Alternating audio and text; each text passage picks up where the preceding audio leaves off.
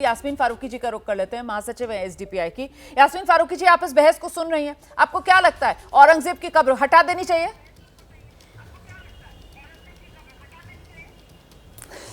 पहली बात तो मुझे बड़ी हंसी आ रही है कि तालिबान की बात हो रही है। अव्वल तो तालिबान से जोड़ना इस तरह की बात गलत है, क्योंकि किसी सांप और बिच्छू के लिए ये कहना कि ये सांप है और ये बिच्छू जैसा हो गया और ये बिच्छू है ये सांप जैसा हो गया, तो ये तो एक मजाक वाली बात है। दोनों को अलग अलग रखो और दोनों को अलग अलग।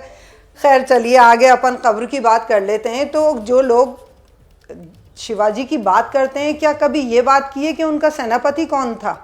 वो बात कभी नहीं आती है, उनके दिल में कभी नहीं आता कि ये बात कहें कि उनका सेनापति जो फौज लेके गया था और जो कि फौज लड़ी थी उसका सेनापति मुसलमान था, उनकी रक्षा करने वाले साले मुसलमान थे। मतलब कितनी अजीब बात है कि हम सिर्फ खोदने पे लगे हुए हैं। कब्र खोदेंगे, मस्जिद खोदेंगे, दरगाह खोदेंगे और खोद के अच्छा क्या निकालोगे? वो तो गल सड़ के हड्डियां बन गई, अब आप उसको खोद दो। पर वो हिस्ट्री को मिटा सकते हो क्या आप? क्या तारीख को ख़त्म कर सकते हो? ये बचकाना बातें हैं। हम क्यों इन बातों, क्योंकि हमें सिर्फ मुद्दों से हटाना है, तो हमें सिर्फ खोदने पे ध्यान देना है कि वहां खोद लें, सिर्फ मुसलमानों को एक टारगेट बना लें। वो चले गए। मतलब ये कहानी बचपन में सुनी थी। आपको ऐसा लगता है कि यास्मीन फारूकी औरंगजेब की कब्र खोदना मतलब मुसलमानों को टारगेट करना? मुसलमानों को जलील कर तो इसी हिसाब से करा जा रहा है ना कि वो मुसलमान था, आप भी मुसलमान हो, अब आप स्वयं के घर में बैठ जाओ। हम ये एक मेरी पूरी बात सुन लीजिए पहले, फिर टोकिएगा। एक बचपन में मैंने एक कहानी सुनी थी कि ना शेर ने मेमने से कहा मैं तुझे खाऊंगा, तो मेमने कहा भाई मैं गरीब सीधा सा आदमी हूँ, मुझे क्यों खाना चाहते हो? कि तेरे परदादा ने मेरे परदादा को गाली दी थी तो मैं तुझे खाऊंगा।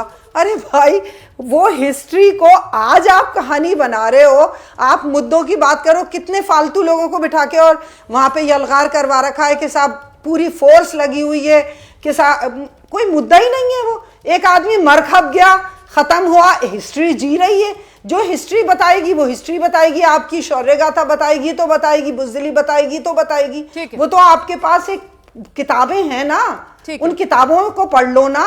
आप आज में क्यों जीना, आज ये खोद के क्यों जीना चाहते हो, ये मेरी समझ में नहीं आता। ठीक है, अजीत चौहान जी आइए। और आपने सुना यहाँ पर यास्मीन फारूकी की तरफ से जो आपत्तियां दर्ज कराई गई हैं, और सर वो ये कह रही हैं कि साहब ये तो कोई बताना ही नहीं चाहता है कि जो छत्रपति शिवाजी महाराज थे उनका सेनापति मुसलमान था, उनकी फौज में। आ रही हूँ सर, मैं आपके पास ही आ रही हूँ। 2-3 बार मैंने आपका नाम लिया, लेकिन जब मैं आपके पास आती हूँ आप होते नहीं हमारे साथ। मैं 1 मिनट आ रही हूँ आपके पास, मुझे यहाँ पर जवाब एक लेना बहुत जरूरी है, क्योंकि यहाँ छत्रपति शिवाजी महाराज का सेनापति मुसलमान, छत्रपति शिवाजी महाराज की सेना में मुसलमान, इस बात को तो सर बीजेपी के ही नेता है ना नीतीश राणे, उनसे जब ये सवाल पूछो तो वो कहते हैं कि आप तो गलत इतिहास बता रहे हो, ऐसा तो इतिहास में है ही नहीं। अजीत चौहान जी, इस पर कुछ रोशनी डालेंगे आप?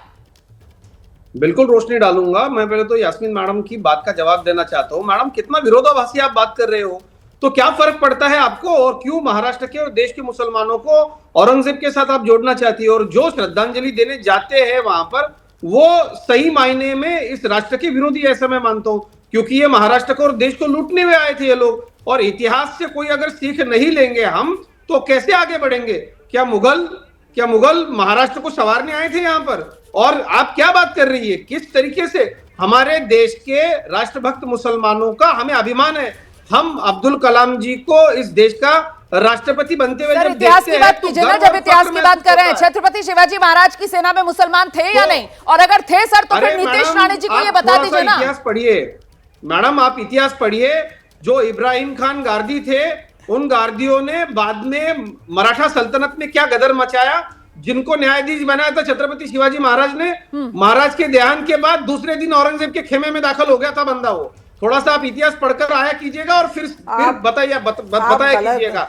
आप मुझे नाम बता दीजिए जो लोग शिवाजी महाराज के सेना में थे, वो लोग छत्रपति शिवाजी महाराज के साथ लड़ने वाले राष्ट्रभक्त हैं। उनको तो वो धर्म से हम आंक नहीं सकते। थे वो मुसलमान, हम लोगों को अभिमान है। तो मैं वही कह रहा हूं। नहीं सर, आपने तो कह दिया कि थे वो मुसलमान, हम लोगों को अभिमान है, लेकिन नीतीश राणे आप ही की पार्टी के नेता है ना, इसीलिए मैंने ये सवाल पूछा। लेकिन मैं सीधे अब मैं सीधे लेकर चलती हूँ दर्शकों को। हमारे साथ किशोर तिवारी जी मौजूद हैं। किशोर तिवारी जी, यहाँ पर दोनों मेहमान जो बीजेपी से भी हैं और जो शिवसेना शिंदे गुट की तरफ से भी है, उनकी तरफ से कहा जा रहा है कि ये एक के बाद एक जो लेख सामने में आ रहे हैं ना, ये दरअसल बाला साहेब ठाकरे और उनकी विचारधारा से बिल्कुल विपरीत लेख हैं। उनकी विचारधारा से पूरी तरीके से शिवसेना उद्धव गुट भटक चुका है। इसी वजह से उसको इतनी मिर्ची लग रही है अगर औरंगजेब की कब्र हटाने की बात कही जा रही है तो। किशोर तिवारी। नहीं रोमाना जी, लेख लिखा जाता है सामना में और टिप्पणियां देते हैं, एनालिसिस करते हैं। ये गद्दार सेना और बीजेपी वाले कितना विपरीत लगता है कि इनको क्या अथॉरिटी है। हमने लिखा है, हम उस पर आपको अथॉरिटी के साथ बात करेंगे। देखिए महाराष्ट्र के अंदर अभी किसानों की आत्महत्या और जो इनका इकोनॉमिक सर्वे आया उसके हिसाब से बेरोजगारी बहुत ज्यादा चरम सीमा पे है। महाराष्ट्र के जीडीपी में सर्विसेज का रोल बहुत कम है और महंगाई चरम सीमा पे है। तो इस पर काम करना छोड़कर चले अपने कब्र उखाड़ने।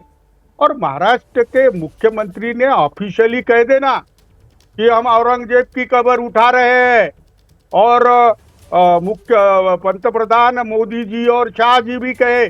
क्या इस महाराष्ट्र तरीके पुरोगामी राज्य में क्या शिवाजी महाराज होते तो ये कब्र उखाड़ने का कार्यक्रम करते? ये बकवास लोग हैं। इनके आर्थिक इस पर विकास के कार्यक्रम पर और भ्रष्टाचार से लिप्त है। इनके मिनिस्टर मर्डर कर रहे हैं, व्याभिचार कर रहे हैं और यह केवल लोगों का ध्यानाकर्षण करने के लिए यह ऐसे बखेड़े खड़े कर रहे हैं। और बीजेपी के यहाँ प्रवक्ता है और एक नाथ शिंदे के प्रवक्ता है जिनके मुख्यमंत्री और मुख्यमंत्री महाराष्ट्र में है। क्या वो कब्र उखाड़ के फेंकने के, एएसआई मॉन्यूमेंट की कब्र उखाड़ के फेंकने के पक्षधर है? तो यहाँ पर कहे। और ये हमारा पॉलिटिकल एजेंडा है ये कहे तो मैं देखता हूँ। मैं आज हाई कोर्ट में जाऊंगा और ये कॉन्स्टिट्यूशनल पोस्ट पे देवेंद्र फडणवीस और एक नाथ शिंदे कहते रहते हैं। मुझे यहाँ पर कृष्णा हेडगे और अजीत चौहान ऑफिशियली कहे, यहाँ बड़ी बड़ी बातें कर रहे हैं।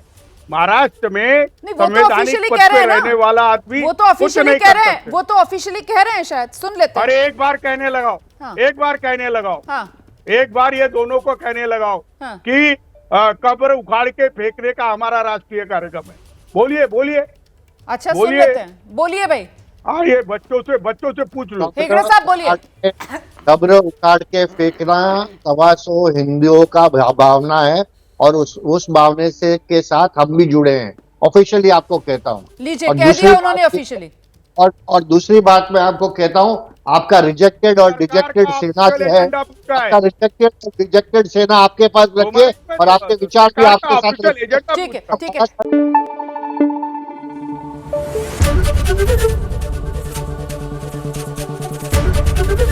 एबीपी न्यूज आपको रखे आगे।